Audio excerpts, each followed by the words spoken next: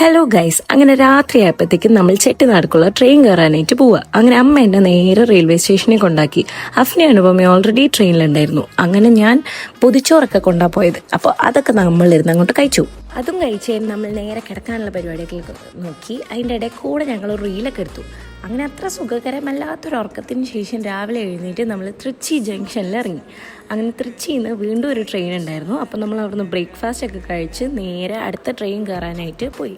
Railway station ഭയങ്കര വലുതായി. തമിഴ്നാട് എത്തിക്കഴിഞ്ഞാൽ എല്ലാം എങ്ങനെയാണ്.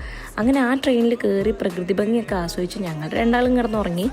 എന്നിട്ട് നമ്മുടെ ഡെസ്റ്റിനേഷനായ ചെട്ടിനാട് എത്തിക്കഴിഞ്ഞപ്പോൾ ആളും അനക്കമൊന്നുമില്ലാതെ പ്രകൃതി രമണീയമായ ഒരു ഗ്രാമം. ആഹാ, മൊത്തത്തിൽ ഒരു അടിപൊളി സെറ്റപ്പ്. അങ്ങനെ ഞങ്ങൾ അവിടെ നിന്ന് ഒരു ഓട്ടോ കയറി നേരെ ഞങ്ങൾ താമസിക്കാനായിട്ട് ബുക്ക് ചെയ്തിരിക്കണം ഹോട്ടലിലെത്തി. ഇവിടെയാണ് ഞങ്ങൾ ഇനി 5 ദിവസം സ്റ്റേ ചെയ്യാൻ പോകുന്നത്.